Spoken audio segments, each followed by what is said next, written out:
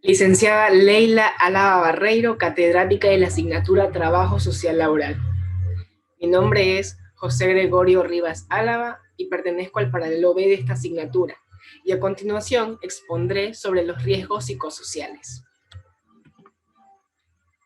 Los riesgos psicosociales, en palabras de la Organización Mundial de la Salud en el año 1990, son aquellos hechos, situaciones o estados del organismo con una alta probabilidad de dañar la salud de los trabajadores de forma importante.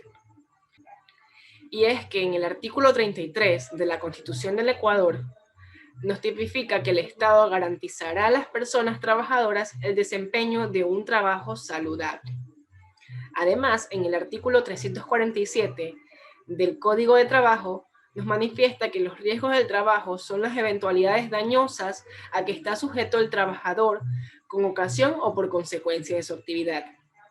Y es que los riesgos psicosociales laborales no son autónomos, sino que tienen sus antecedentes en los factores psicosociales de riesgo.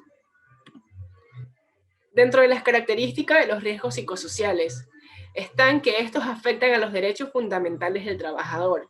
¿Pero por qué? Porque inciden notablemente en la integridad física, personal, a la dignidad del trabajador o a su intimidad.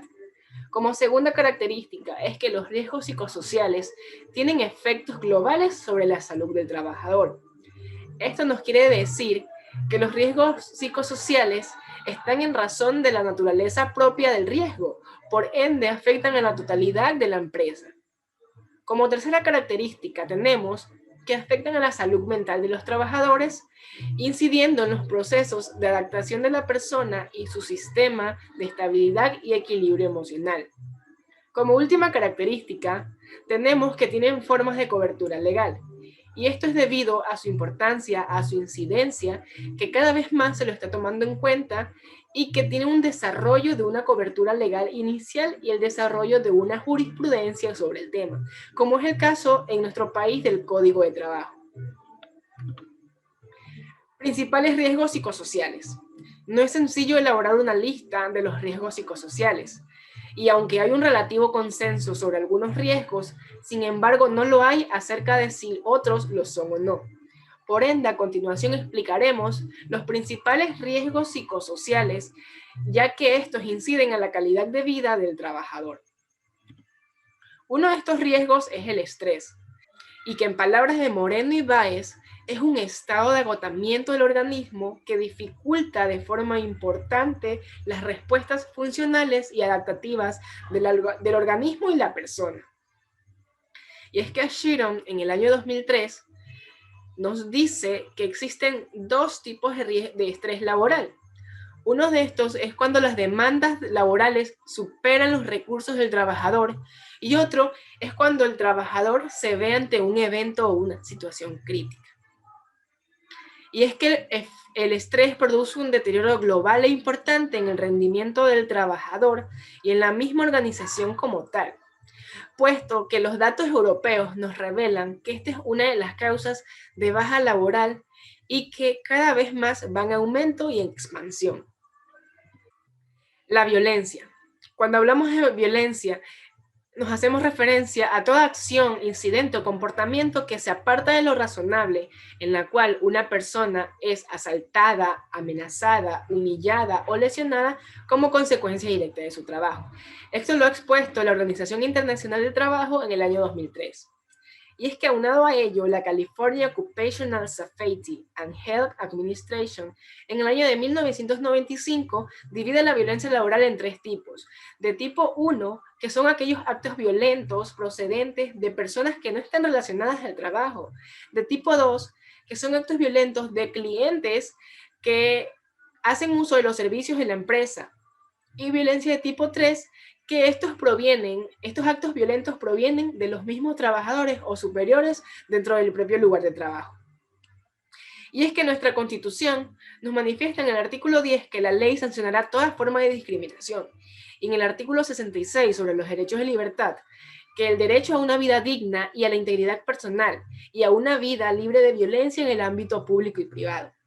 Y es que también en nuestro Código de Trabajo, en el artículo 46, 44 y 46, sobre las prohibiciones del empleador y del trabajador hacen alusión al no trato de la violencia. Por otra parte, tenemos lo que es el acoso laboral, al que también se lo conoce como mobbing del noruego, y que es toda conducta no deseada por el trabajador que tuviera como objetivo o consecuencia atentar contra su dignidad y crear un ambiente intimidatorio, humillante u ofensivo. Y es que nuestra Carta Magna también lo tipifica en el artículo 10 y en el artículo 66. Y en el Código de Trabajo también está dentro de las prohibiciones del empleador y del trabajador. Y es que el acoso laboral es considerado actualmente uno de los riesgos laborales más importantes en la vida laboral. Ahora vamos a hablar sobre el acoso sexual. El acoso sexual es toda conducta de naturaleza sexual o que implica comportamientos basados en el sexo y que afectan a los trabajadores y a las trabajadoras, y que estos comportamientos son físicos, verbales y verbales indeseados.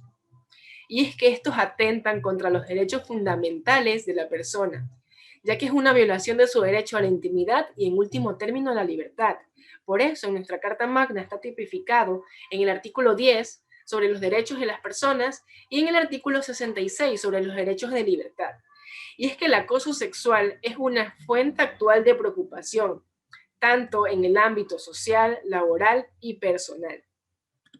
La inseguridad contractual o inseguridad laboral es la preocupación que se genera acerca de la existencia del trabajo en el futuro y que también es como una amenaza percibida de características de trabajos diferentes. Incluye aspectos como un bajo nivel de certeza sobre la continuidad de los contratos de trabajo, así como el número de horas y sobre las condiciones del mismo, sobre los niveles de protección social y sobre la paga o el salario. El burnout. El burnout o desgaste profesional consiste en el resultado de un proceso de estrés crónico laboral y organizacional que termina en un estado de agotamiento y que resulta desmotivante para las tareas laborales. Por ende, su extensión y estudio epidemiológico es abordado por las profesiones de la acción social y que éstas se encargan del bienestar de la persona.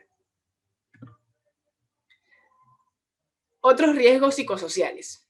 Los cambios en las organizaciones pueden dar lugar a nuevos riesgos psicosociales. Entre estos, dos destacan como los más importantes, que es el conflicto trabajo-familia y el trabajo emocional. Cuando hablamos del conflicto trabajo-familia, nos estamos haciendo referencia a que ambos ocupan parte del tiempo de la persona.